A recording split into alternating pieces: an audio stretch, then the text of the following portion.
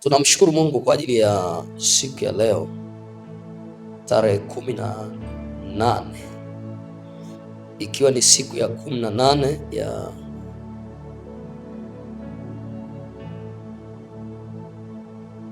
ya kumiliki na kutawala kwenye siku 40. Haleluya, Bwana Yesu asifiwe. Kwa hiyo tunamshukuru Mungu maana anaendelea kututia nguvu, anaendelea kutushika mkono, anaendelea kutuongoza siku hadi siku, tunaendelea kuona mkono wake. Bwana Yesu asifiwe sana. Ninalo neno la Bwana leo, ninatamani tuweze kujifunza ili tuweze kupata uelewa fulani katika hizi siku 40 za kumiliki na kutawala. Haleluya. Tutaangalia somo letu linasema nafasi ya ibada katika kumiliki na kutawala. Nafasi ya ibada katika kumiliki na kutawala. Nafasi ya ibada katika kumiliki na kutawala. Nafasi ya ibada katika kumiliki na kutawala. Bwana Yesu asifiwe sana. Haleluya. Nafikiri utakuwa umeandika ili niweze kuendelea. Nafikiri utakuwa umeandika hicho kichwa cha somo, nafasi ya ibada katika kumiliki na kutawala. Bwana Yesu asifiwe sana. Kwenye utangulizi wangu kwenye hili somo tutaangalia maana ya ibada. Tutaangalia maana ya ibada. Ibada ni nini? Lazima tujue sasa ibada ni nini. Bwana Yesu asifiwe. Tunapozungumza au tunapojifunza kwamba nafasi ya ibada katika kumiliki na kutawala, lazima tuweze kuelewa maana ya ibada, tupate tafsiri ya ibada. Bwana Yesu asifiwe sana. Ibada ni kitendo chochote kifanywacho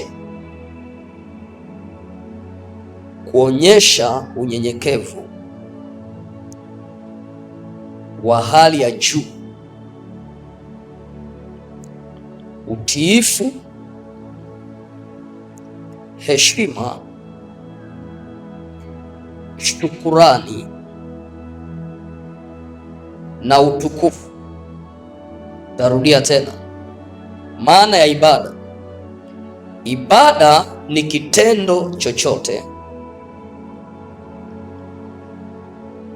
kifanywacho kuonyesha unyenyekevu wa hali ya juu, utiifu, heshima, shukurani na utukufu. Aidha kwa Mungu au kitu kingine. Aidha kwa Mungu au kitu kingine au miungu,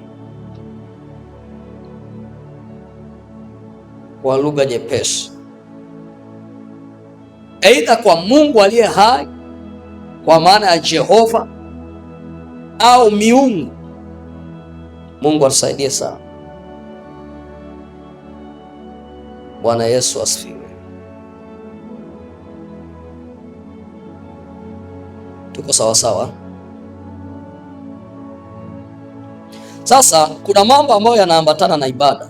Kuna mambo yanayoambatana na nini? Na ibada. Yako mambo kadha wa kadha.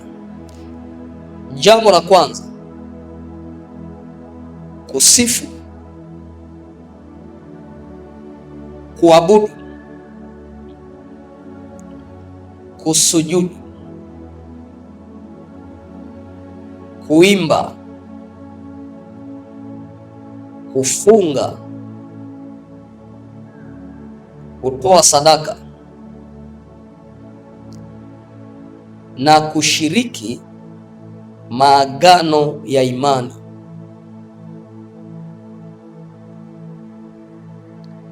Na vile vile kujitoa mwili wako kuvitumikia. Amen. Hapo ndo tunakamilisha sasa kuhusiana na ibada. Labda nitarudia kwa ajili ya faida ya wale ambao bado tunawaombea mikono hiyo miepesi kuandika. Bwana Yesu asifiwe. Nimesema ibada inajumuishwa nini? Kusifu, kuabudu, kusujudu, kuimba, kufunga, kutoa sadaka na kushiriki maagano ya imani, na vile vile kujitoa mwili wako kuvitumikia. Amina kanisa. Bwana Yesu asifiwe sana. Nafikiri kwa utangulizi tumepata hivi vitu muhimu sana vinavyojumuishwa kwenye ibada. Amen. Na nimeainisha hapa kwamba aidha ni kwa Mungu aliye hai au kwa miungu. Tupo sawa sawa? Amina kanisa. Sasa kibibilia kuna ibada za aina tatu. Naweza kaandika hapa. Kibibilia kuna aina tatu za ibada, au kuna ibada za aina tatu. Namba moja, ibada kwa Mungu aliye hai. Ibada kwa Mungu aliye hai kwa maana ya Jehova. Tunaweka hapo kwa sababu ndio jina lake. Amen. Anaitwa Jehova, Yahweh. Hii ni aina ya kwanza ya nini? Ya ibada.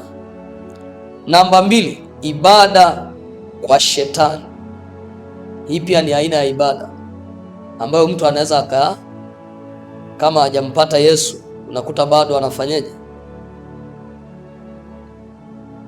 Na wengine yamkini wamemsikia Yesu lakini walinaswa huko. Tunaendelea kuwaombea watolewe huko kwenye ibada za mashetani. Namba tatu, ibada ibada za wanadamu. Ibada za wanadamu walizojitengenezea kwa Mungu. Amen. Amina kanisa. Ibada za wanadamu walizojitengenezea kwa Mungu. Tutaenda kuziangalia aina hizi za ibada, tukianza na hii ibada ya kwanza ambayo ni ibada ya nani? Kwa Mungu. Ibada kwa nani? Ibada kwa Mungu. Haleluya. Sasa ibada kwa Mungu inaweza ikafanyikia nyumbani kwa mjumuisho wake, yani inaweza ikawa ni nyumbani, kanisani. Amina. Tuko sawa sawa? Ibada kwa Mungu inaweza ikawa kwenye nyumba zetu au majumbani kwetu, kwenye familia. Bwana Yesu asifiwe. Au kanisani kama hapa tulivyokusanyika leo. Bwana Yesu asifiwe. Kwa hiyo tunapokutana tunarudi pale kwenye kufanyaje? Kwenye yale mambo yanayojumuisha ibada. Tunaimba, alafu tunafanyaje? Tunasifu, alafu tunafanyaje? Tunaabudu, tunatoa sadaka, na pia kingine cha kukuongezea, kunaweza kukaa na meza ya Bwana. Ndo nini? Kukiri nini? Maagano ya nini? Ya imani. Tupo sawa sawa? Kuna vitu tunavifanya kiimani, ni sawa, ni maagano ya nini? Ya kiimani. Mfano meza ya Bwana ni agano la nini? La kiimani. Anasema fanyeni hivi kwa ukumbusho. Maana yake ni agano la nini hilo? La kiimani. Bwana Yesu asifiwe sana. Tunaelewana watumishi wa Mungu? Sasa ukisoma Matendo ya Mitume sura ya 13 mstari wa pili. Matendo ya Mitume sura ya 13 mstari wa pili. Naomba tusome hapo.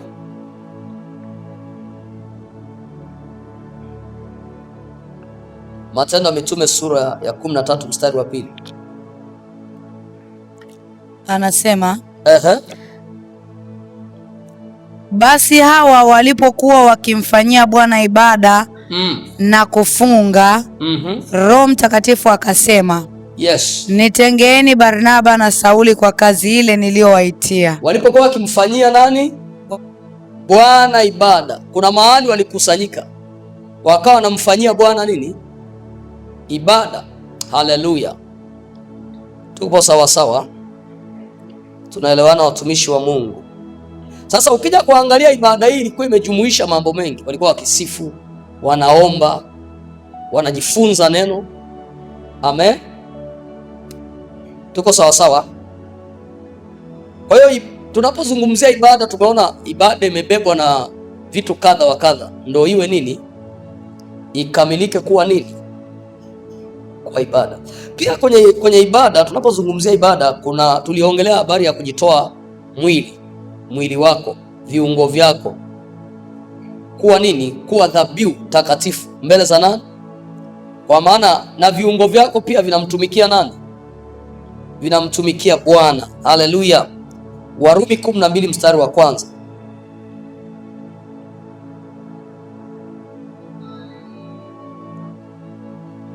Kwa hiyo hapa tunaona kwamba mtu anapojitoa mwili wake, maana yake ni kwa ajili ya kutenda mapenzi ya Mungu. Hiyo pia ni nini? Ni ibada. Amen, tupo sawa sawa? Kwa hiyo kujitoa mwili wako kwa ajili ya kutenda matendo yote yanayompendeza Mungu ni ibada. Amen. Ni nini watumishi wa Bwana? Ni ibada. Amina kanisa. Amen. Warumi 12:1 anasema basi ndugu zangu, na wasihi kwa huruma zake Mungu, itoeni miili yenu iwe dhabihu iliyo hai, takatifu ya kumpendeza Mungu. Ndiyo ibada yenu yenye maana. Ndiyo ibada yenu yenye nini? Maana. Kumbe kutoa mwili wako kwa ajili ya kumtumikia Mungu, kuyatenda mapenzi ya Mungu ni nini? Ni ibada yenye maana. Mbele za nani? Mbele za Mungu. Ni ibada yenye nini watumishi wa Bwana? Yenye maana, sio kitu cha kupuuza. Ndio maana mtu ambaye hawezi kumtumikia Mungu, maana yake mwili wake kuna sehemu viungo vyake vitaenda kutumiwa na adui. Ndio maana kuna mahali Biblia inasema msivitoe viungo vyenu kwenye nini? Kwenye uasherati. Nini kingine? Zinaa. Tunaelewana sasa? Kwa hiyo ninapoutoa mwili wangu kwa ajili ya kumtumikia Bwana, ni ibada tena yenye maana. Haleluya. Watu wengi ambao unakuta hawawezi kufanya chochote kanisani au kwenye ufalme wa Mungu, unakuta viungo vyao vinaweza vikatumiwa sehemu nyingine, kwenye masengenyo. Umenielewa sasa? Yaani ukishindwa kushuhudia watu wamjue Kristo, waokoke, unaweza ukatumika kwenye kusengenya, kunena maneno yasiyofaa. Mungu atusaidie kuelewa. Sasa ili nisitumikishwe, viungo vyangu visitumikie uharibifu, ni lazima nivitoe kwa wapi? Mbele za Bwana. Na hiyo ndio ibada yenye maana. Haleluya. Sawa, tutaangalia ibada kwa shetani, kwa maana ya namba 2, ibada kwa shetani. Ibada kwa shetani. Sasa tunapozungumzia ibada kwa shetani, kwa jina lingine inaitwa ibada za sanamu. Inaitwa ibada za sanamu, na Biblia inazipiga vita, Biblia inazizuia, Biblia inaonya kwa habari ya ibada ya nini? Ya sanamu. Kwa hiyo ibada ya sanamu ndio ibada za shetani. Yaani kumbuka kwanza, shetani ni malaika aliyefanyeje? Aliyeasi. Kwa hiyo naye anatafuta kiumbe, kinatafuta kuabudiwa. Kiumbe kinatafuta kufanyaje? Kuabudiwa. Kwa maana yake mtu anapofanya ibada hizi za sanamu tayari anakuwa anaifanya ibada za kishetani, anamwabudu shetani. Mungu atusaidie kuelewa. Sasa tutaangalia kwenye kitabu cha Kutoka sura ya 20 mstari wa 4 mpaka wa 6. Kutoka sura ya 20 mstari wa 4 mpaka wa 6.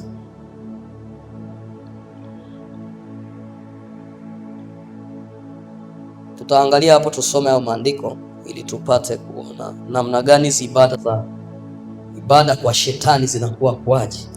Anasema Kutoka sura ya 20 mstari wa 4 mpaka wa 6.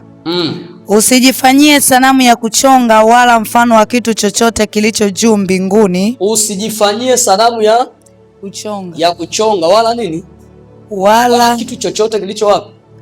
Wala kitu chochote kilicho na mfanano wa kilicho cha mbinguni. Kilicho mfanano wa kilicho wapi? Mbinguni. Mbinguni. Wala kilicho chini ya dunia. Wala kilicho chini ya dunia.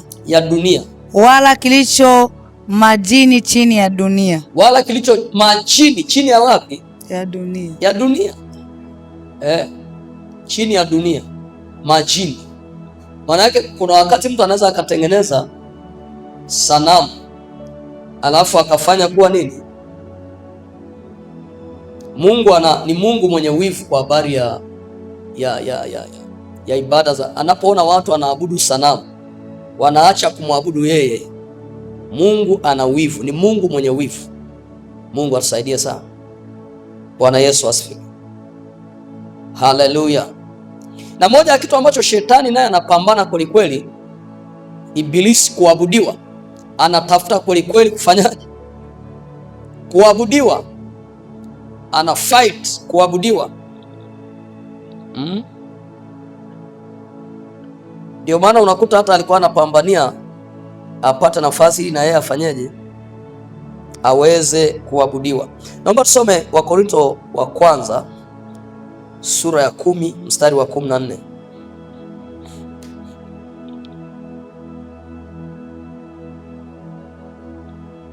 Wakorintho wa kwanza sura ya 10 mstari wa 14.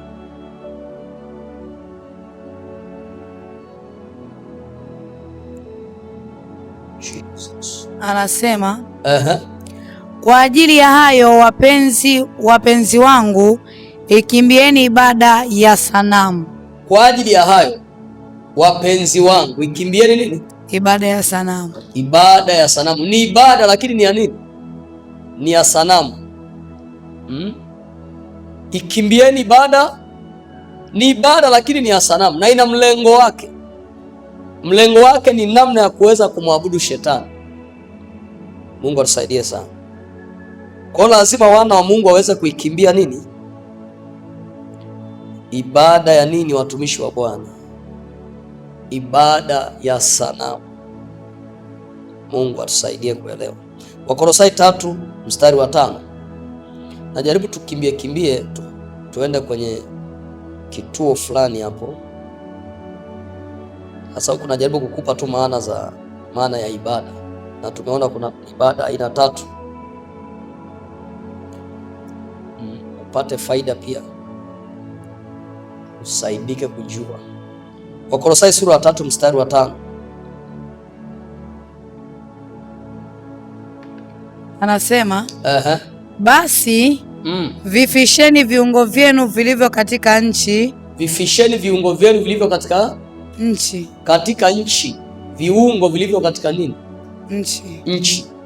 Uasherati, uchafu, tamaa mbaya, mawazo mabaya, na kutamani, ndiyo ibada ya sanamu. Umeelewa hivi vitu hapa? Kumbe hata ukiwaza mawazo mabaya tayari uko kwenye ibada, na ibada hii na mlengo wa nani? Wa shetani.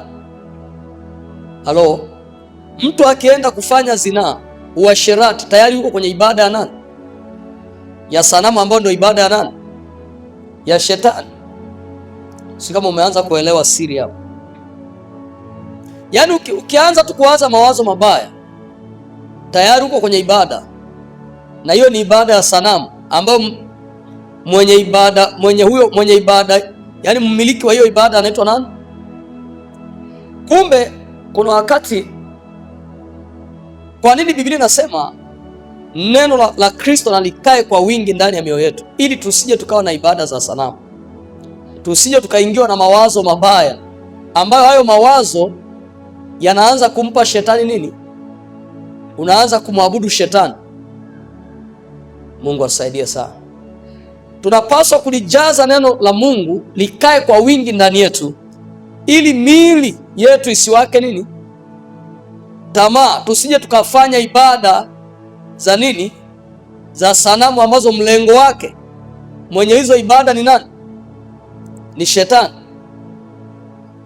Mungu atusaidie sana. Sisi tunaelewa, watumishi wa Mungu. Kwa hiyo ukiamka asubuhi ghafla mawazo mabaya na kuijia, ujue uko wapi? Kwenye ibada. Na hiyo ni ibada ya nini? Wangapi amefanya hizo ibada mara nyingi? Kwa hiyo mara kwa mara unakuwa unatoka kwa Jehova, alafu unamfanyia nani ibada? Fikiria kama atachukua labda nusu saa nzima. Nusu saa nzima, yani unamwabudu nani? Kupitia mawazo. Sinima amesema hapo, mawazo mabaya.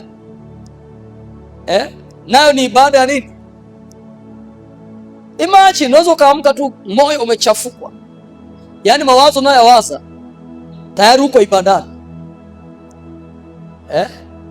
Na ibada yenyewe sasa, jamaa anafurahia sasa. Leo ananiabudu bila kujua, kupitia mawazo. Mwambie Mungu, nisaidie katika jina la Yesu. Halo, umepata siri leo? Ukianza kuona mawazo yanakuijia ambayo sio, ujue umeanza kuingia kwenye ibada ya nani?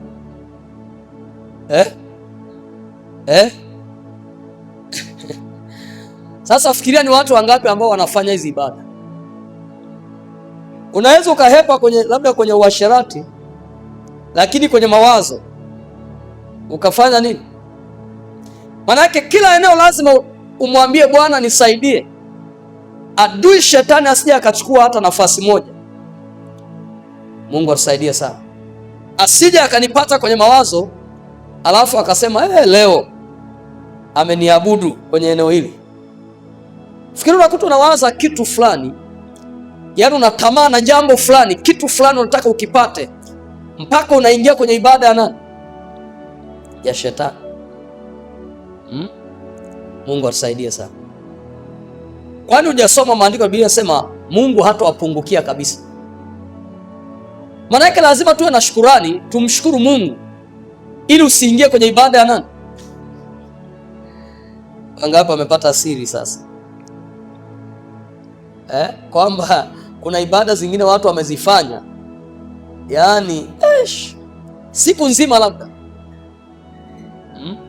Kwa mfano labda siku nzima moyo wako uko sawa, una mawazo ya ajabu ajabu. Maana yake siku nzima shetani ndo ame take place, unamwabudu kupitia mawazo.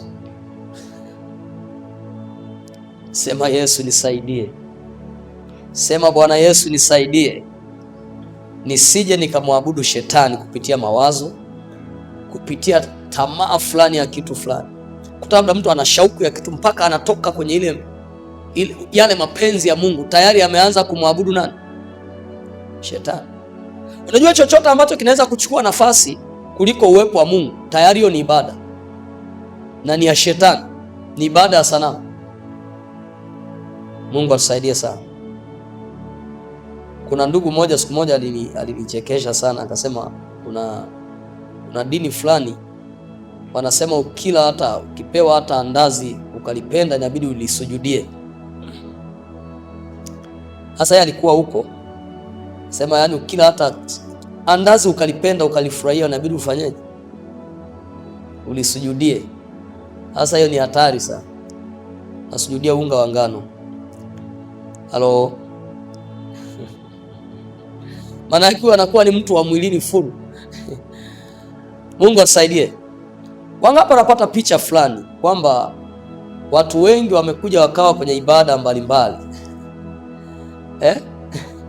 Labda unawaza kitu fulani, yani mpaka unaingia kwenye ibada ya sanamu. Yaani unatoka kwenye uwepo wa Mungu, unatoka kuyawaza mapenzi ya Mungu, unaanza kuwaza. Na mara nyingi sana ukikuta mtu anaweza akawa labda anaweza akatoka akaingia kwenye hizo ibada, unakuta kuna changamoto kwenye kulijaza neno la Mungu, kuliketisha neno la Mungu ndani ya moyo wake, kwa sababu neno la Mungu likikaa kwa wingi moyoni, lenyewe ndo linalozunguka wapi? Kwenye fikra, kwenye mawazo. Haleluya, lenyewe ndo linazunguka. Kwa maana hiyo hayawezi akaingia mawazo mengine ambayo tofauti na neno la Mungu. Ndio maana mtu aliyeokoka, muamini, akikosa neno hawezi kukwepa kuwa na ibada mbalimbali za sanamu, kwa sababu mwili ndio utakuwa umechukua nini. Kwa nini anasema pale kwenye Warumi 12 mstari wa pili, anasema mgeuzwe kwa kufanywa upya nia zenu.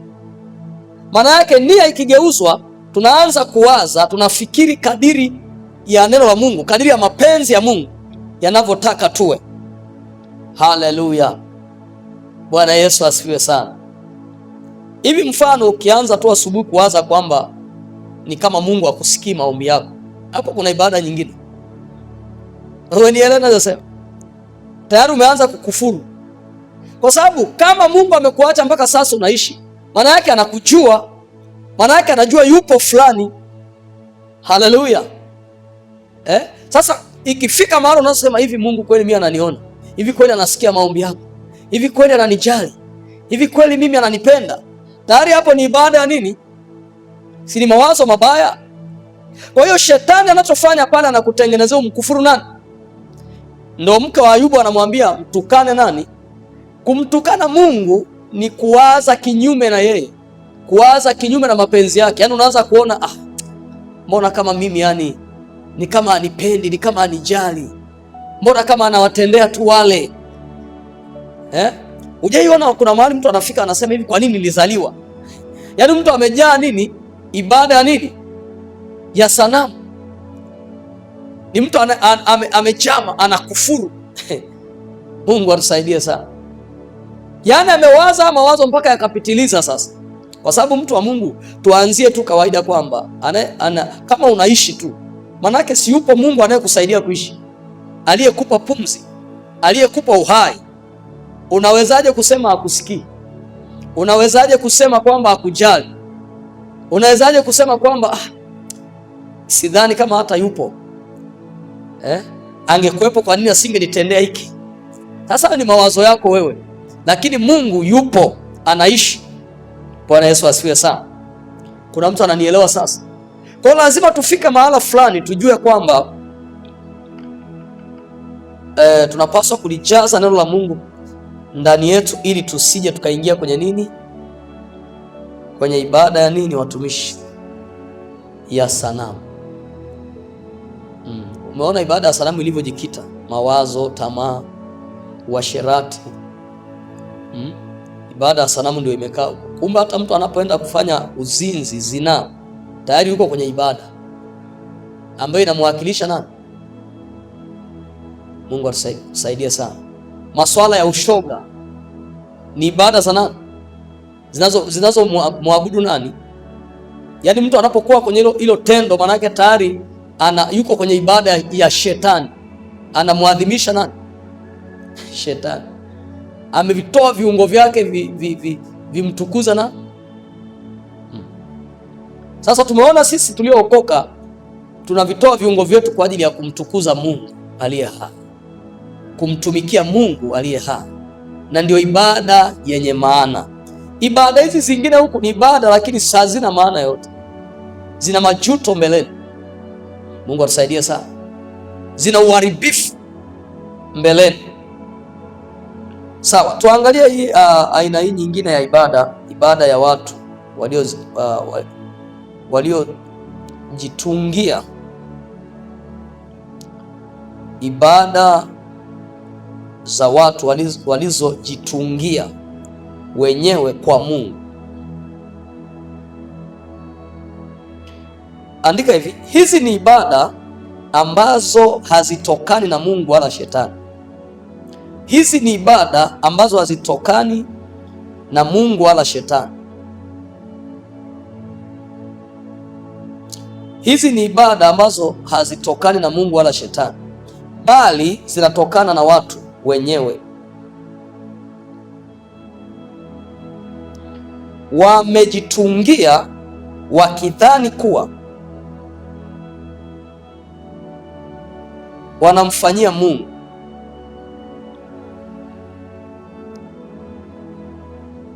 Kumbe wanafanya kimakosa. Wamejitungia hizi ibada wakidhani kuwa wanamfanyia Mungu, kumbe wanafanya kimakosa. Wakolosai sura ya 2 mstari wa 20 mpaka 23. Wakolosai sura ya 2 mstari wa 20 mpaka mstari wa 23. Naomba tusome hapo ili tuweze kupata picha fulani kuhusiana na hizi ibada za watu wanadamu walizojitengenezea, walizojitungia.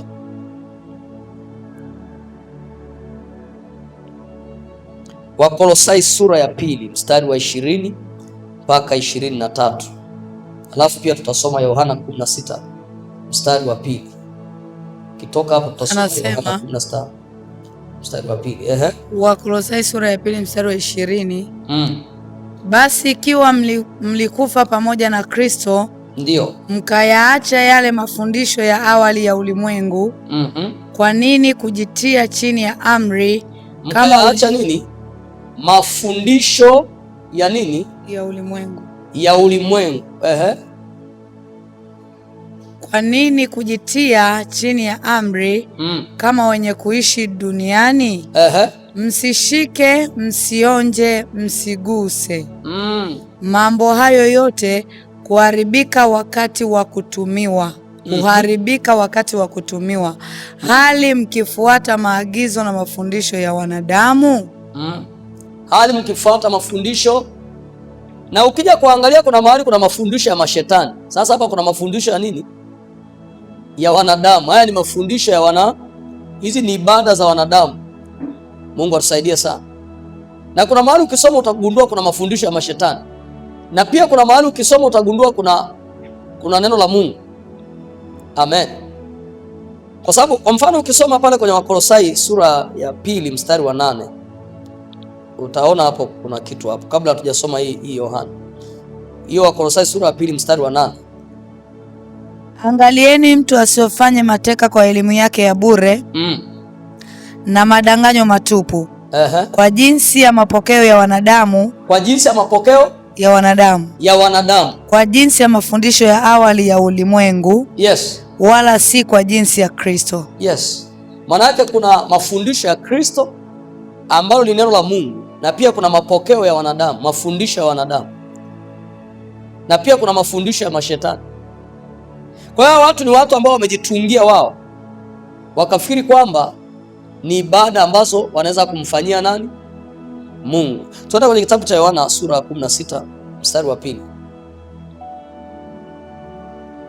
Yohana sura ya 16 mstari wa 2.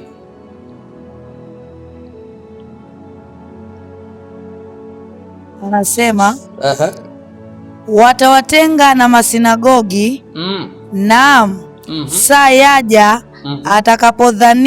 atakapodhania kila mtu auaye ya kuwa anamtolea Mungu ibada. Yani watu wanauana wakijua anamtolea nani? Mungu ibada. Wamejitengenezea mfumo wakafikiri kwamba Mungu anataka ibada za kuua ndo azipokee. Sasa ni wanadamu. Mungu atusaidie sana.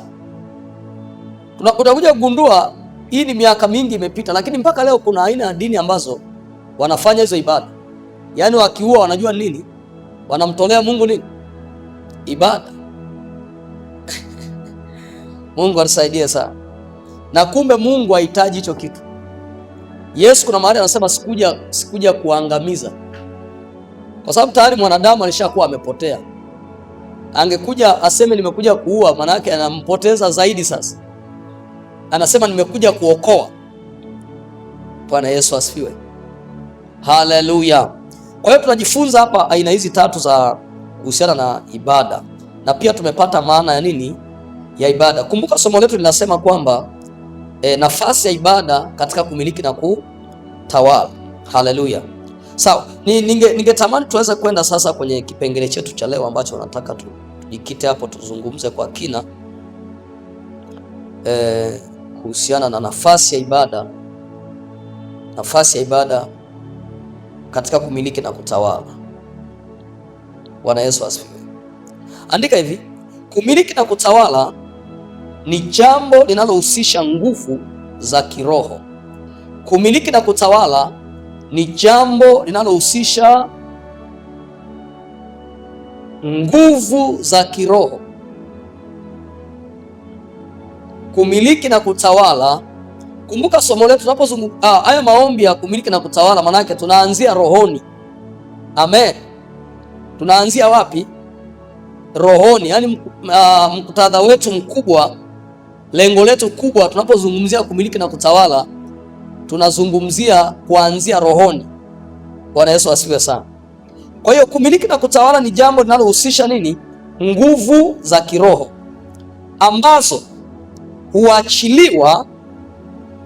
Hizi nguvu za kiroho huachiliwa katika mahusiano ya mtu na Mungu kiibada kwa njia ya Roho Mtakatifu. Kumiliki na kutawala ni jambo linalohusisha nguvu za kiroho ambazo huachiliwa katika mahusiano ya mtu na Mungu kiibada kwa njia ya Roho Mtakatifu. Bwana Yesu asifiwe sana. Haleluya. Iko hivi, mtu wa Mungu, kabla haujamiliki kimwili katika damu na nyama, lazima kwanza uweze kumiliki katika ulimwengu wa roho. Tupo sawa sawa? Na kule kwenye ulimwengu wa roho lazima uwe na nguvu za kiroho ili uzishinde nguvu za giza za kiroho. Tupo sawa sawa? Tunaelewana? Sasa hizi nguvu za Mungu kwa sisi tuliookoka, tunaoamini, zinapatikania kwenye mahusiano ya kiibada. Amen. Tupo sawa sawa? Hizi nguvu za rohoni, ili umiliki na kutawala rohoni, hizi nguvu za Mungu zinafanyaje? Zinapatikania kwenye nini? Kwenye mahusiano ya kiibada.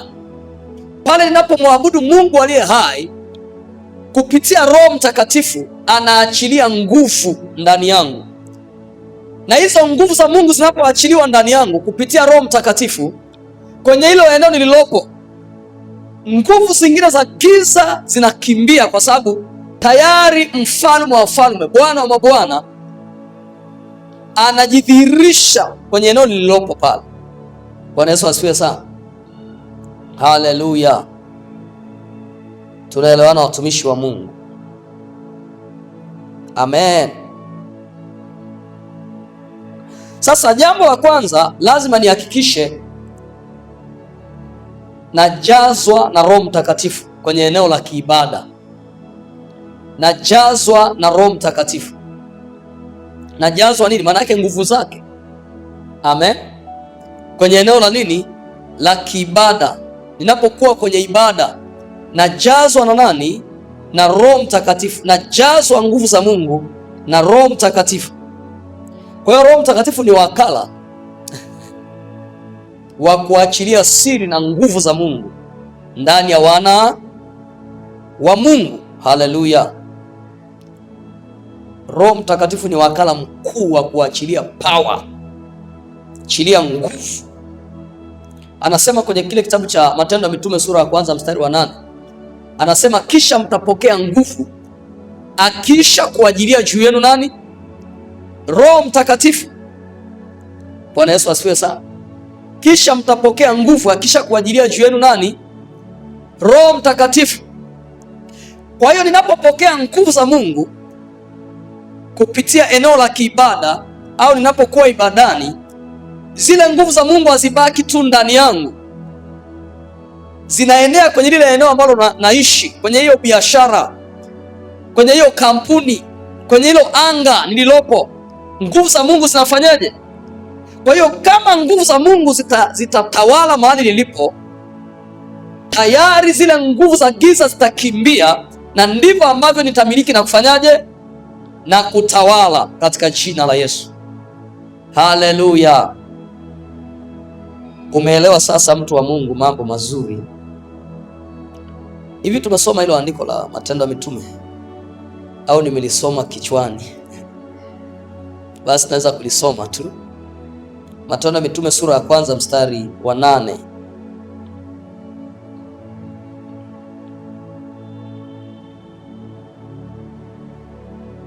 Twende hapo. Anasema lakini mtapokea nguvu akisha kuajilia juu yenu Roho Mtakatifu. Yes. Nanyi mtakuwa mashahidi wangu katika Yerusalemu. Mtapokea nguvu. Ni hapo tu kwenye hicho kipengele na kutafuta hapo. Mtapokea nguvu akisha fanyeje? Akisha kuajilia. Sasa okay, tupate pointi nyingine. Anasema nanyi mtakuwa mashahidi. Shahidi maana yake ni mtu ambaye anadhihirisha kile alichopokea kwenye mtaa wake, kwenye nchi yake. Bwana Yesu asifiwe sana. Na kadiri mtu anavyodhihirisha ile nguvu aliyoipokea, ndivyo nguvu zingine za giza zinakaa kimya, zinanyamazishwa kimya, kwa sababu ndani yake unajua ushindani. Biblia inasema mtu mwenye nguvu alindapo nyumba yake yu salama. Akija mtu mwenye nguvu zaidi yake, atafanyeje? Atamfunga na kumnyang'anya nini? Silaha zake na mateka yake. Bwana Yesu asifiwe sana. Haleluya. Kwa hiyo tumeona hapa ninapokuwa mtu wa kiibada kuna kujazwa nguvu. Hiyo nguvu inapoachiliwa inanisaidia mimi kumiliki, kushinda nguvu zingine za uharibifu. Kadiri ambavyo unashinda falme na mamlaka za giza, ndivyo ambavyo wewe unamiliki na kutawala katika jina la Yesu Kristo. Haleluya. Sawa, tutasoma Waefeso sura ya 5 mstari wa 18. Waefeso sura ya 5 mstari wa 18. Waefeso sura ya 5 mstari wa 18.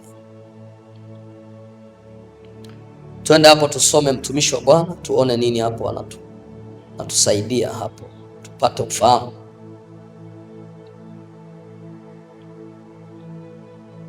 Anasema yes. Waefeso sura ya 5:18. Tena msilewe kwa mvinyo, ambamo mna ufisadi, bali mjazwe Roho. Sasa kila tunapojazwa Roho ndivyo tunajazwa nguvu, tunakuwa na nguvu za rohoni. Hauwezi kumiliki na kutawala kama hauna nguvu za rohoni. Bwana Yesu asifiwe sana. Narudia tena, hauwezi kumiliki na kutawala kama hauna nguvu za rohoni.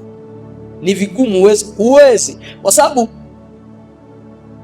ulimwengu wa roho, yani utendaji upo kwenye ulimwengu wa roho. Bwana Yesu asifiwe sana. Anaposema pale kwenye kitabu cha Waefeso sura 6 ukianzia mstari wa 10 na kuendelea, pale anazungumzia kwa habari ya mstari wa 12. Anasema kwa maana kushindana kwetu si juu ya damu na nyama, bali katika nini? Katika falme, pepo na nini na mamlaka, katika ulimwengu wa roho. Katika ulimwengu wa nini?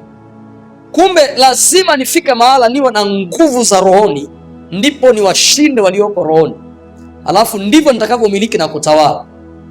Kwa hiyo lazima nielewe nafasi ya ibada kwenye kumiliki na kufanyaje. Nikimiss kwenye eneo la ibada, nimekosa nguvu, nimepoteza power, sina nguvu. Kwa hiyo kadiri ambavyo hauna nguvu za rohoni, ndivyo ambavyo hauwezi kumiliki, ndivyo ambavyo utamilikiwa. Mungu atusaidie sana. Mtu wa Mungu, nikwambie jambo la ajabu sana. Unajua mfano wachawi wanafanya ibada kwenye ulimwengu wao wa giza, wanatoa makafara ili kuimarisha nini? Agano lao na shetani wao. Sasa kama mwana wa Mungu lazima ujue hiyo siri ya kuwa mtu wa kiibada ili kuimarisha agano lako na Mungu, na ndivyo ambavyo unakuwa na nguvu za rohoni, na ndivyo ambavyo utamiliki na kutawala kuanzia rohoni mpaka katika ulimwengu wa damu na nyama, katika jina la Yesu. Haleluya. Sasa tumeona hapa anasema kwenye hii Waefeso 5:18 anasema tusilewe kwa mvinyo ambavyo ndani yake una ufisadi na matendo yasiyofaa, bali tujazwe na Roho Mtakatifu. Sasa kujazwa ni tendo endelevu ambalo siku kwa siku, kadiri ambavyo unakuwa mtu wa kiibada, ndivyo ambavyo unajazwa na Roho Mtakatifu, na kadiri ambavyo unajazwa na Roho Mtakatifu ndivyo ambavyo unakuwa na nguvu rohoni. Bwana Yesu asifiwe sana. Ndivyo ambavyo unaongezeka nguvu rohoni, na kadiri unavyoongezeka nguvu rohoni ndivyo ambavyo unatawala rohoni kwenye ulimwengu wa roho. Bwana Yesu asifiwe sana. Haleluya, haleluya, haleluya. Pia jambo la pili, kusoma neno la Mungu, kulijaza neno la Mungu moyoni mwako. Hili ni jambo muhimu sana kwenye eneo la kiibada, kulijaza neno la Mungu au kusoma neno la Mungu na kulijaza moyoni mwangu, ndivyo ambavyo nakuwa na nguvu rohoni. Bwana Yesu asifiwe. Unajua ni sawa na mtu ambaye iko hivi, mtu akila chakula cha kimwili anapata nguvu za mwili, si ni sawa? Anakuwa imara katika nini? Maana yake mtu akikaa kuanzia siku ya kwanza, ya tatu, ya nne hajala chakula cha kimwili, anadhoofika mwili. Sasa katika ulimwengu wa roho pia, rohoni pia, lazima mwana wa Mungu ajilishe neno ili awe na nguvu rohoni. Bwana Yesu asifiwe sana. Awe na nguvu rohoni. Watakapokutikisa kwenye ulimwengu wa roho, wakutana na mtu ambaye amejengwa kwenye msingi imara usioweza kuharibiwa, na huo msingi unakuwa ni msingi wa neno la Mungu. Haleluya. Wakolosai 3:16. Wakolosai 3:16.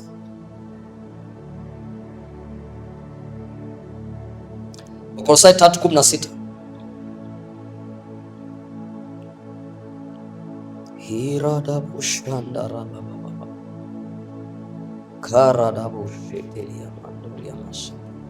Thank you, Holy Spirit.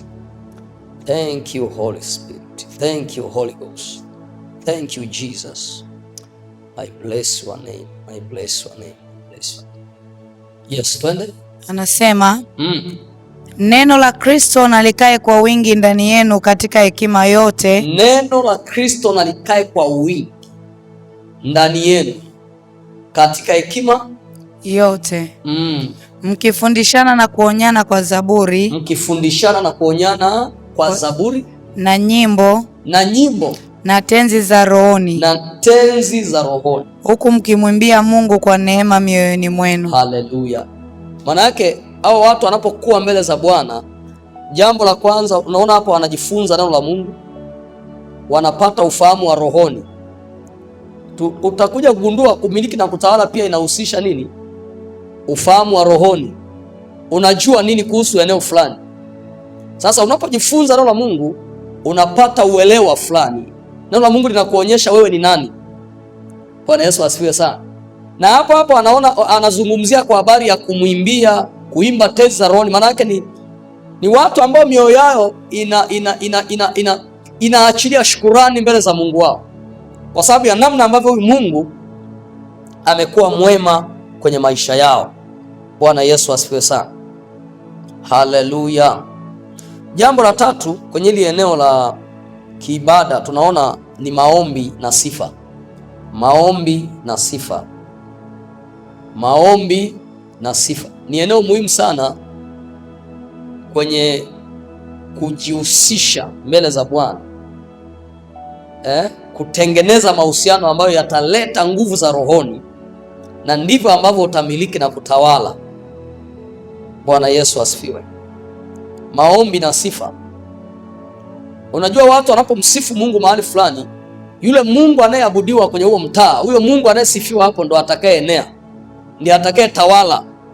Huyo Mungu anayetukuzwa kwenye hiyo familia ndo Mungu atakayetawala hiyo familia, ndo Mungu atakayejifunua kwenye hiyo familia, ndo Mungu ambaye atadhihirisha uweza wake kwenye hiyo familia.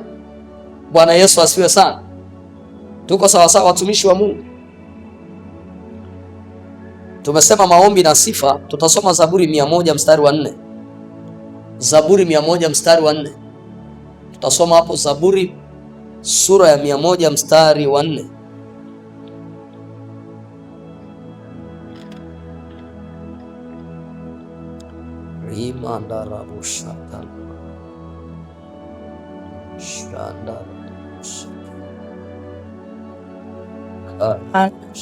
Yes. Anasema kitabu cha Zaburi ya 100 mstari wa 4. Ingieni malangoni mwake kwa kushukuru. Ingieni malangoni mwake kwa kufanyaje? Kushukuru. Kwa kushukuru. Nywani mwake kwa kusifu. Nywani mwake kwa kusifu. Mshukuruni, liimidini jina lake. Yes, haleluya. Kwa hiyo Mungu anayesifiwa, Mungu anayetukuzwa ndio atakayejifunua kwa hao watu, atadhihirisha uweza wake kwa hao watu. Amen. Tunaelewana mtumishi wa Mungu? Sawa. Kwa hiyo tutasoma tena Matendo ya Mitume sura ya 6 mstari wa 25 mpaka 26. Matendo ya Mitume sura ya 6 ya 16 mstari wa 25 mpaka wa 26.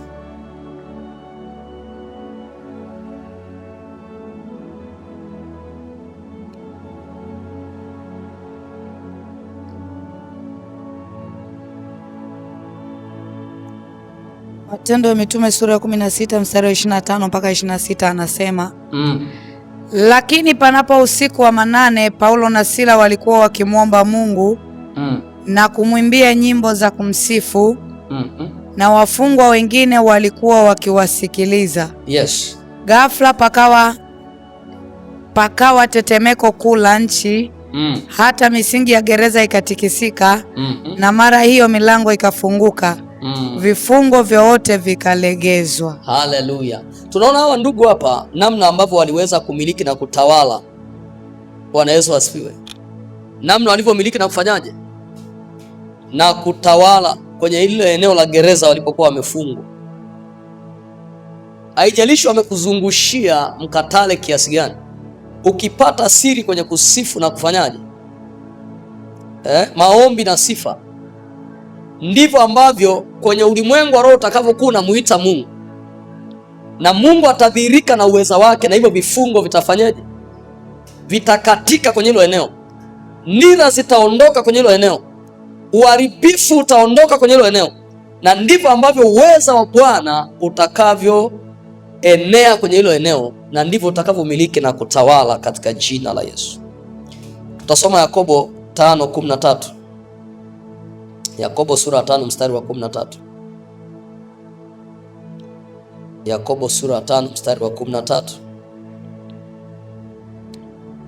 Oh Jesus. Bwana, asante kwa ajili ya uweza wako. Asante kwa ajili ya neema yako. Thank you Jesus. Karada masuta. Thank you Holy Spirit. Oh Baba.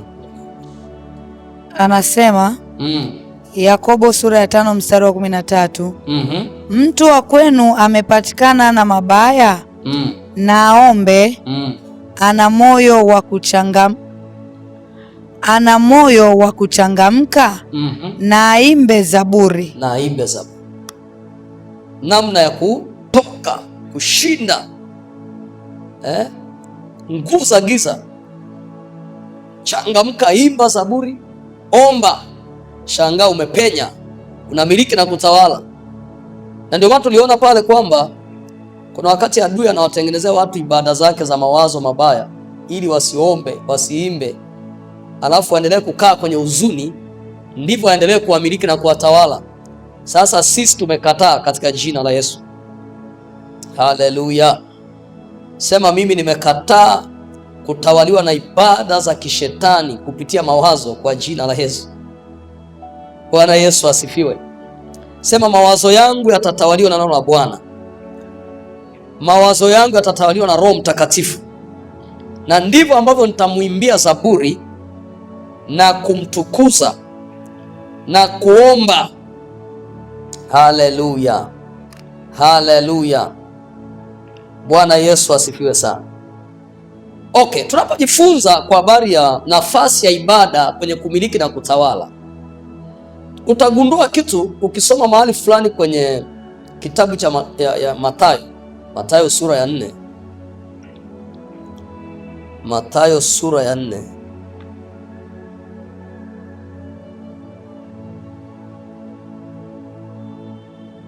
Mathayo sura ya 4 mstari wa 9.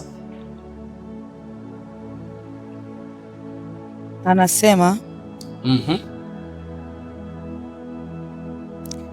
akamwambia, haya yote nitakupa ukianguka kunisujudia. Haya yote nitakupa ukianguka kufanyaje?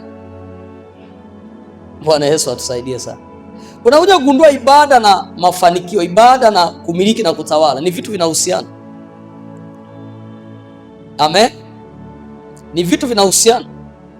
Kuna uhusiano mkubwa sana kwenye eneo la kiibada na kumiliki na kutawala. Shetani anamwambia Yesu, unisujudie nikupe hivi vitu. Kumbuka wakati wa Yesu alikuwa hajaenda msalabani. Kwa hiyo bado shetani anaonekana amefanyaje? Yeye ndo anayemiliki na kutawala. Si aliuziwa kule kwa Adam na Hawa pale Eden. Kwa akachukua ile miliki. Sasa anamwambia ukinisujudia ndo nafanyaje? Nakupa. Mungu atusaidie sana. Bwana Yesu asifiwe. Wana wa Mungu, niwaambie siri ya ajabu sana. Utajiri au vitu ni nguvu inayoachiliwa ndani ya mtu. Ni nguvu. Utajiri ni nguvu inayoachiliwa ndani ya nani? Ndani ya mtu. Na huyu mtu ili apokee hiyo nguvu lazima ahusishe sana maisha yake yawe kiibada, awe ni mtu wa ibada. Amen. Amen. Kwa sababu tuliona kwenye ibada pale, tumeona kuna mambo muhimu sana. Ibada inahusisha nini? Tumeona kwenye ibada kuna kuabudu, kuimba, kusifu, inajumuisha mpaka masuala ya sadaka. Kumbe ninapopata namna ya kumwabudu Mungu, ninapohusiana na Mungu kiibada, yeye anachokifanya anaachilia nguvu ndani yangu. Na ile nguvu ndio inayonifanya niweze kumiliki na kutawala. Bwana Yesu asifiwe sana. Haleluya. Unakumbuka kwenye kitabu cha Mwanzo pale anasema naye Mungu akawabarikia. Alipowabarikia akawaambiaje? Nendeni mkafanyaje? Mkamiliki na kutawala. Maana yake hawa ni watu wenye mahusiano na Mungu ya karibu. Mpaka Mungu anaweza akaachilia baraka. Anaweza akaachilia matamko juu yao. Na yale matamko yakawa ni nguvu kwenye ulimwengu wa roho inayowafanya waweze kumiliki na kutawala. Bwana Yesu asifiwe sana. Sasa tunaona hapa Ibilisi anamwambia nisujudie ili nikupe. Nisujudie ili nifanyaje? Ili nikupe mali. Nikupe hivi vyote unavyoviona. Mungu atusaidie. Bwana Yesu asifiwe. Kwa hiyo nimekuambia jambo la muhimu sana, lazima uweze kutiisha kwanza rohoni. Lazima uweze kutiisha wapi kwanza? Rohoni. Uwe na nguvu rohoni. Na ili uweze kuwa na nguvu rohoni, lazima maisha yako yawe kiibada.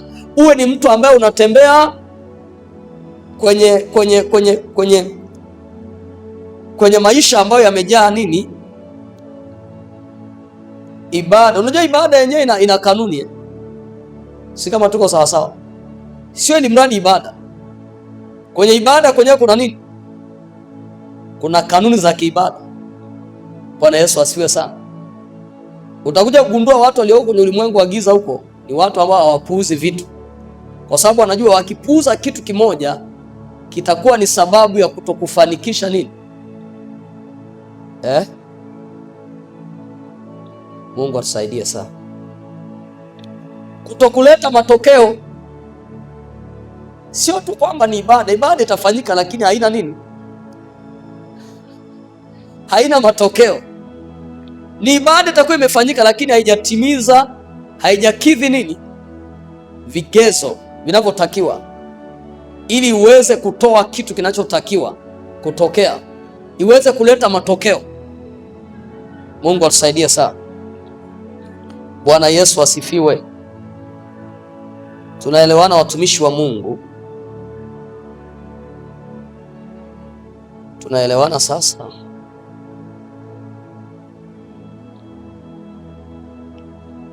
Haleluya, haleluya.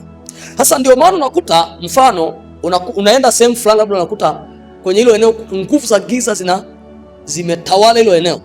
Maana yake hazipo tu zenyewe, kuna watu ambao wanajihusisha na ulimwengu wa giza kiibada kwa shetani, na wakapewa nguvu za kutawala hilo eneo. Na hawa ni watu unakuta wanatembea kwenye kanuni zote za kiibada kwa huyo Mungu wao. Si unanielewa ninachosema? Bwana Yesu asifiwe. Haleluya, haleluya. Tunaelewana watumishi wa Mungu?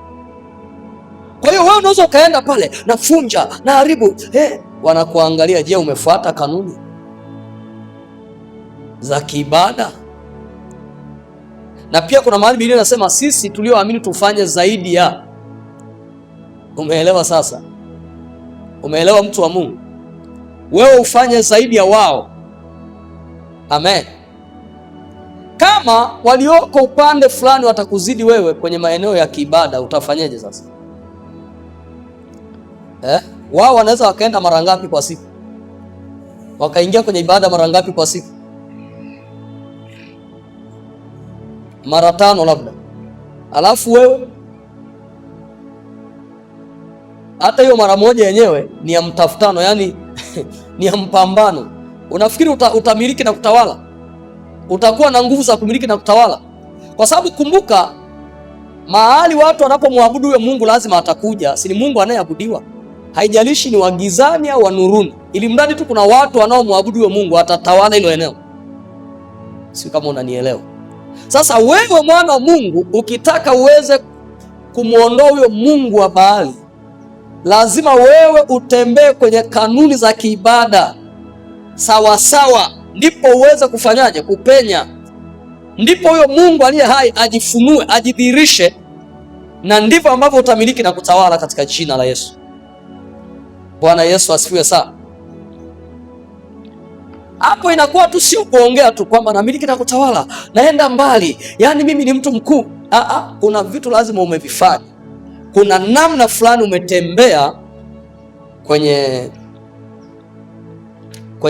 kwenye kanuni fulani.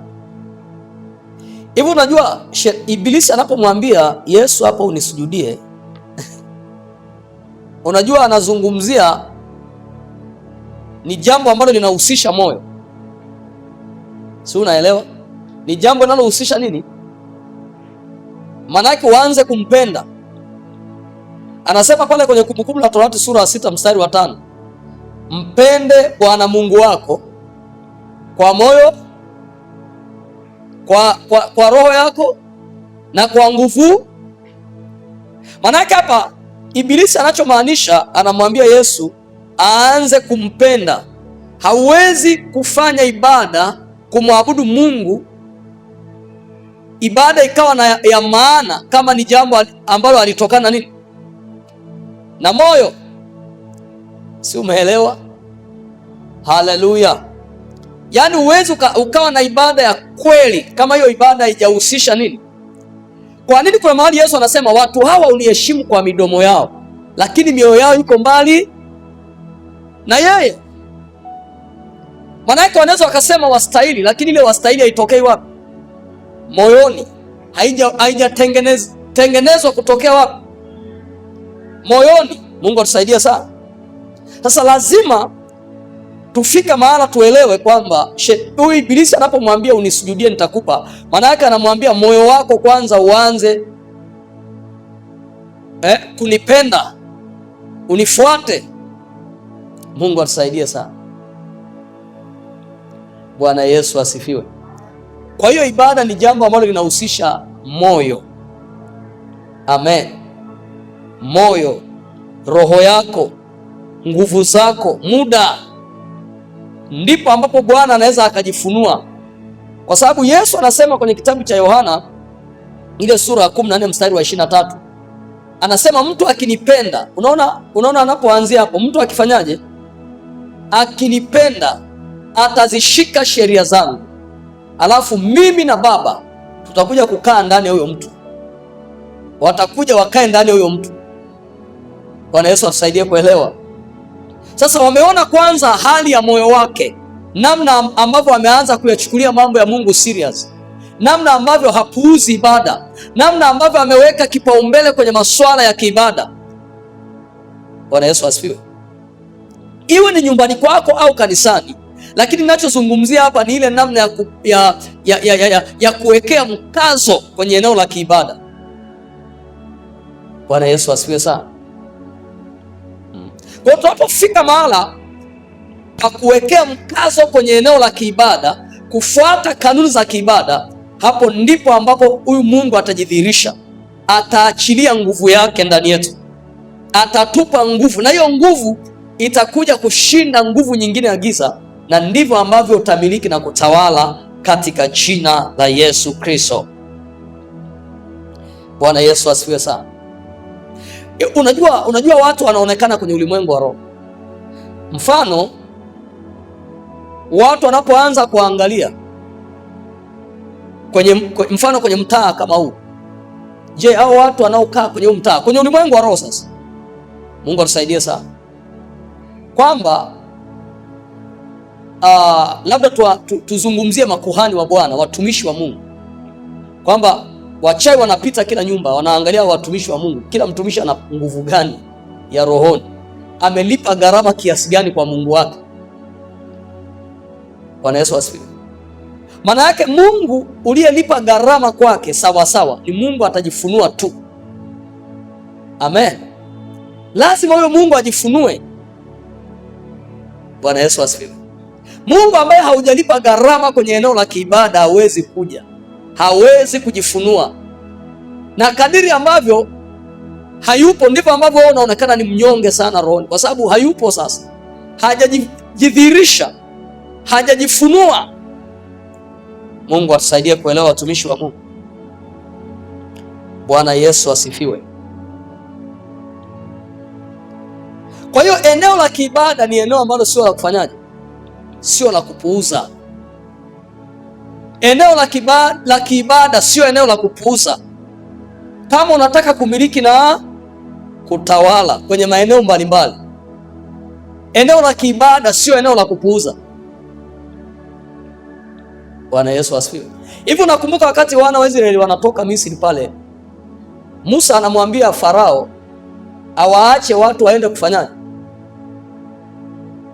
kumwabudu Mungu wao na kumtumikia. Manake anaelewa kuna siri kwenye eneo la kiibada. So manake wangeenda kwenye ile ibada, kuna kitu kingeongezeka rohoni, na ndivyo ambavyo wangeendelea kumshinda nani?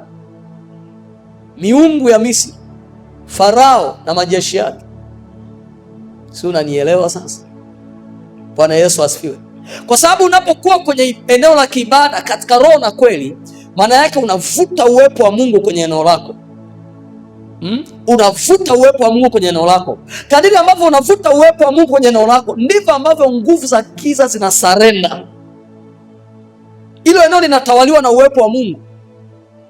Utakuwa umepata hilo andiko la nafikiri kwenye Kutoka pale, anasema waache watu wakanitumikie. Kuna eneo lingine anazungumzia kwamba wakaabudu. Ni sawa? Tungeenda hapo tupate hilo andiko tulisome, tutagundua kitu hapo. Kumbe hawa watu wanapoenda kumfanyia Mungu ibada, wana recharge kwenye roho zao, wanaongeza nguvu kwenye roho zao. Haleluya.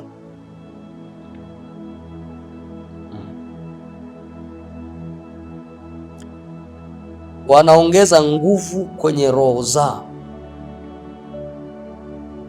Kama utaenda chap chap ili tuweze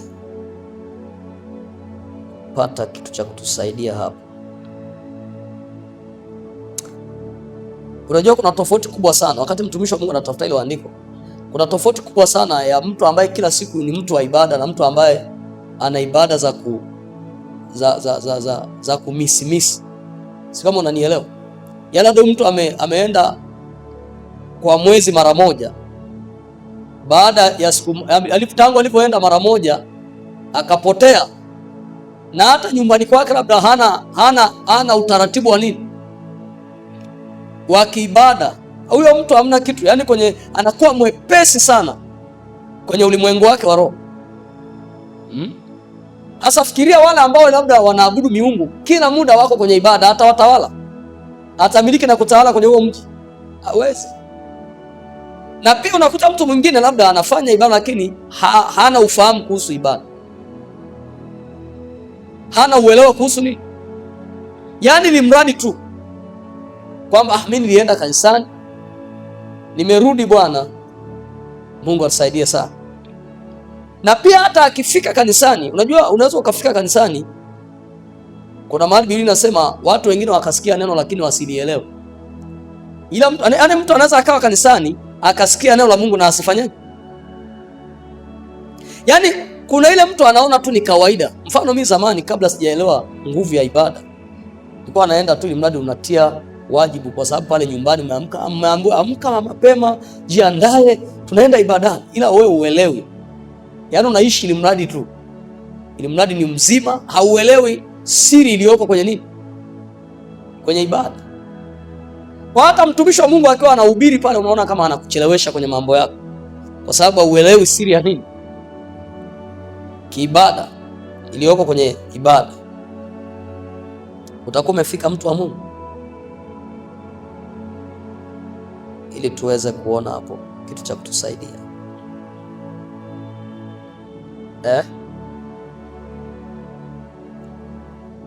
Sawa.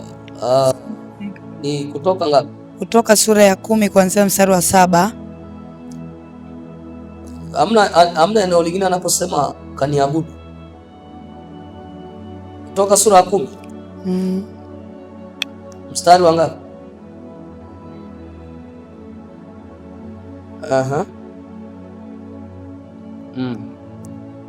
Hiyo Kutoka sura ya 10 mstari wa 7 anasema, ndipo watumishi wa Farao wakamwambia, mtu huyu atakuwa tanzi kwetu sisi hata lini? Wape hawa watu ruhusa waende zao, wamtumikie Bwana Mungu wao. Hujatambua bado ya kuwa Misri imekwisha haribika?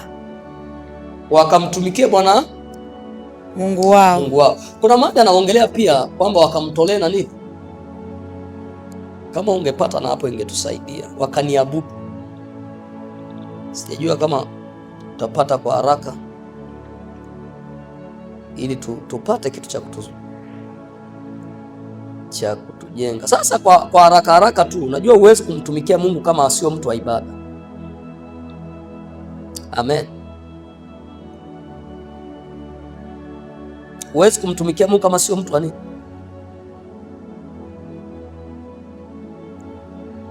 Kama sio mtu wa ibada. Yaani utumishi wote wa Mungu ni utumishi unaoambatana na nini?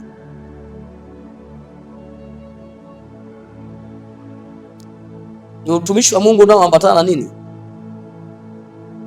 Kutoka 7:15 anasemaje?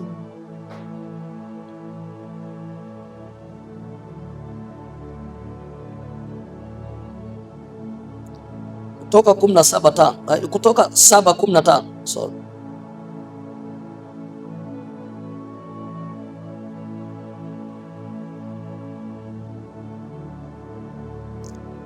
Kum 7:15 anasemaje?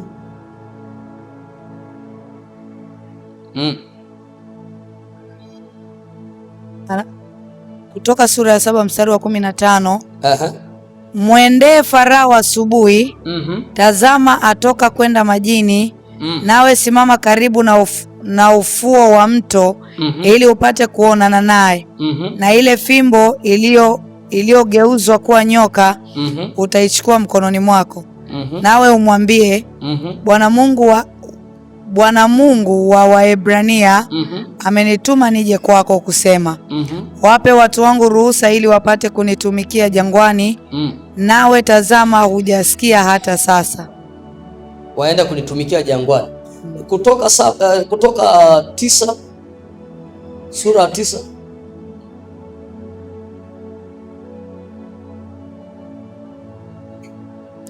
sura ya 9 anasema mstari wa kwanza, ndipo Bwana akamwambia Musa, ingia wewe kwa Farao, umwambie Bwana Mungu wa Waebrania asema, wape ruhusa watu wangu ili waende wanitumikie. Sasa kuna kumtumikia Mungu kwa mali zetu, na uwezi ukamtumikia Mungu kama umwabudu. Bwana Yesu asifiwe sana. Kwa ile concept ya kwanza pale kuhusiana na ibada, tuliona kwamba ibada inahusisha kusujudu, kuimba, usifu. Sasa kuna kumtumikia Mungu kwa maana ya kumwabudu. Hilo ni jambo la muhimu sana kwenye kumtumikia nani? Kumtumikia Mungu. Yaani jambo la kwanza ni kumwabudu na pia kufanya yale ambayo anakuelekeza. Hiyo ni namna pia ya kufanyaje? Ya kumtumikia Mungu. Bwana Yesu asifiwe sana. Sasa kumbe mtu anapokuwa ni mtu wa ibada, kila anapoenda kwenye ibada mbele za Bwana anaongezeka nguvu rohoni. Ni sana na betri ya simu au simu unaenda kuicharge. Haleluya.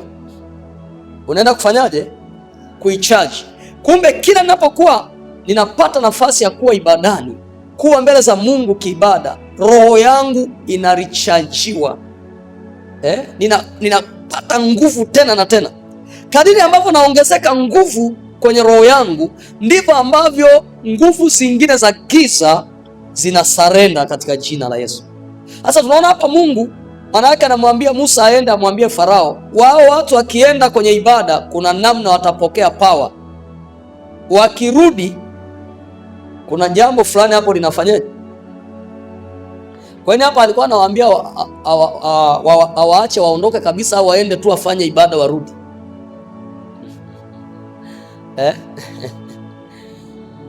Bwana Yesu asifiwe sana. Hapo imekaaje watumishi? Ndio waende jumla au wanaenda wanarudi? Hayo imekaaje? Wewe unaionaje? Siku 3. Hilo andiko umelipata? Ni Kutoka ngapi? Ruhusa wapewe siku 3 waingie wapi? Kwa sababu kwenye ile ibada maana kuna power ya kiungu itaachiliwa, na hiyo miungu ya Misri kwenye huo mto inapigwa kwa jina la Yesu.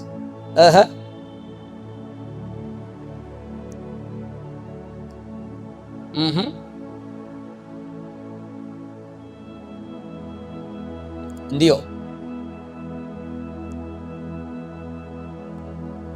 Anasema nao watakusikia sauti yako, nawe utakwenda wewe na wazee wa Israeli kwa mfalme wa Misri na kumwambia, Bwana Mungu wa Waebrania amekutana nasi. Basi sasa twakuomba tupe ruhusa twende mwendo wa siku 3 jangwani, ili tumtolee dhabihu Bwana Mungu wetu. Wanaelewa hawa, kuna siri. Hauwezi kutoa dhabihu kama hamna jambo la kiibada, kwa sababu kutoa dhabihu ni jambo la kiibada. Na wanaelewa kwamba wakimtolea Mungu wao dhabihu, maisha yao hayawi ya kawaida. Kuna siri fulani kwenye ulimwengu wa roho inaachiliwa, ambao wanaweza kuishinda hiyo miungu. Bwana Yesu asifiwe sana. Kwa hiyo huwezi kutenga nafasi ya kiibada na kumiliki na kutawala. Lazima ufika mahala fulani uelewe siri kwenye ibada. Namna unavyokuwa mbele za Bwana haui yule. Kuna namna unajazwa nguvu tena, unajifua tena na tena, unaongezeka rohoni tena, na kadri unavyoongezeka ndivyo ambavyo unamiliki na kutawala kwenye eneo lako. Sasa Mungu anajua kwamba watu wakipata walau siku 3 nikakaa nao, miungu kwenye ule mto itakiona cha moto. Bwana Yesu asifiwe sana. Sasa Mungu anataka wao wenyewe waachilie dhabihu zao. Yaani unajua unapoachilia dhabihu unajiconnect na huyo Mungu wako. Yaani wewe mwenyewe kwa kupenda, unapotoa dhabihu zako, unapoachilia sadaka zako, wewe mwenyewe unajiungamanisha na huyo Mungu rohoni. Kwa hiyo unavuta uwepo wake. Kadiri ambavyo unavuta uwepo wake, anatokea kwenye maisha yako, anajifunua kwenye maisha yako, anajidhihirisha kwenye maisha yako.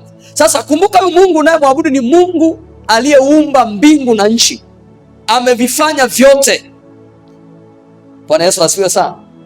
Mimi nimepata siri ya ajabu hapa, kwamba anawaambia tunaomba walau siku 3.